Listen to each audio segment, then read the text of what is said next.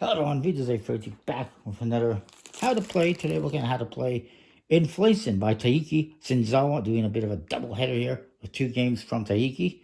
It says previously a Japanese released game known as Zimbabwe Trick. Not Zimbabwe, but Zimbabwe. Zimbabwe Trick. Don't ask me why, but that's what it was. But now it's Inflation. And on Kickstarter, you get a deck of cards, and like in Charms, you also get buttons. Yay! And again, if you saw that one, it's black and white buttons, and the white button fits inside the black one because you're going to be making bids. And every time you win a trick, you're going to be playing a white one on top of a black one. The deck makeup for this game is an interesting one. It's all number cards. Each number is a different color, but the color is really irrelevant. What you get is 1-1, 2-2s, 3-3s, 5-5s, 6-6s, all the way up to 10-10. So you got 1 through 10, and it goes always, like I said, 1-1, there's 2-2s, and then there's 10-10s, 5-5s, etc., etc. So you're going to stuff up the cards, and you're going to deal them out.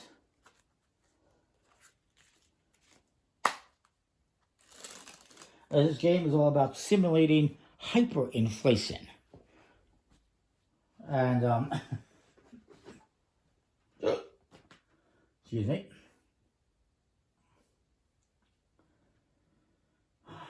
How many cards are we dealing out? I did not write that down. I believe you're dealing out 12 cards, right?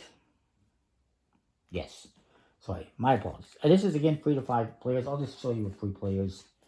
3, 4, 5...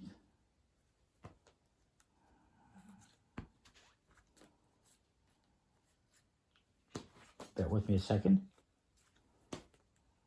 Could have done this beforehand, but I didn't. So each player is going to get a... excuse me. I apologize. Everyone's going to get a hand of cards, 12 cards.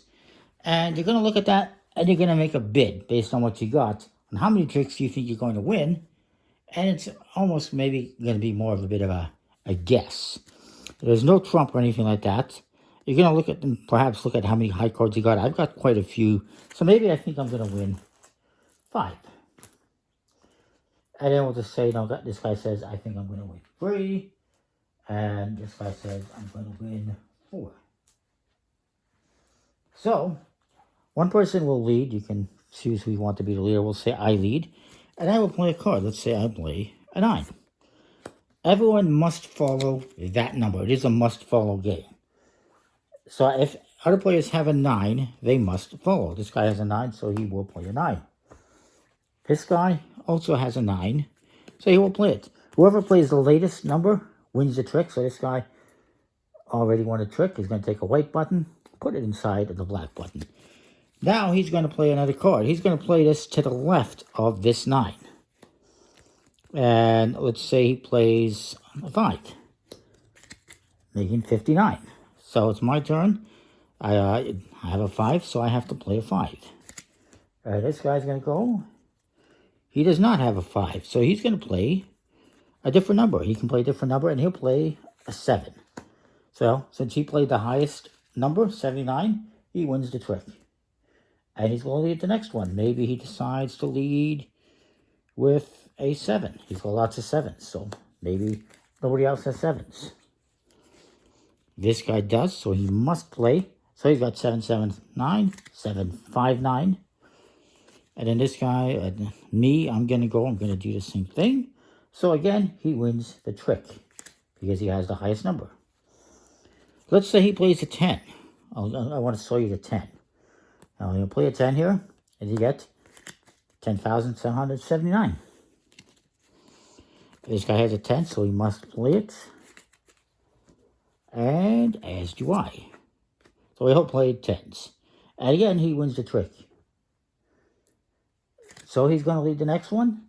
He's going to play, let's say he plays a 2. When you play a card over a 10, you're going to go over the 1 and change that into a 20,000. Or whatever it happens to be. Does this guy have a 2? He does not. So he's going to play a 6. And then it's my turn. I also don't have a 2. So I'm going to play... I'll play a 9. If I were to play a 10, I would overlap the 1 and I would get 100,000. I'm not going to do that. I'm just going to play a 9. So I win this trick. And you're going to keep doing that until you've played out all these cards, and you're going to have this 12-digit, ridiculously high number. Something like... We'll just do something for the sits and gigs. Oh, apologize for my language. I shouldn't be saying that. But something like that. A ridiculous, massive number.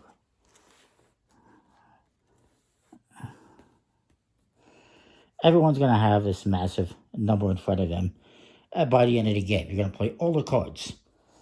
Then you're going to get into scoring. And it's going to work as follows. Everyone who won exactly the same amount of tricks they won, like this guy, he bid free, he won free, he's going to get 2 points per trick. Anyone who did not meet their bid, it also happened to take the most. So if I won, well, bad example, but let's say this guy had 4 here, and let's say he won 5, and I won 4. Whoever wins the most tricks, that would be this guy. He won, well, actually he won 4. Let's say he won 5. Whoever wins the most tricks, this example, he won 5, and I won 3, and he won 3, would get 0 points. You get penalized for winning the most tricks because he overinflated the market and busted, basically. So you want to win. You don't want to win the most tricks out of everyone. You do want to win as many as you bid, preferably. So having the highest bid, probably, like I bid 5, it's probably not the best idea.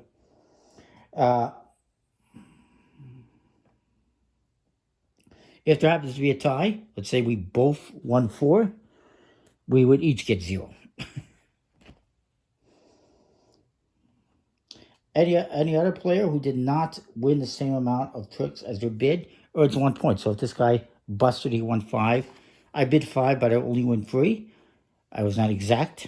I would get 1 point each. So I would get 3 points. This guy would get 6 for having 2 points each. This guy would get 0 in this example.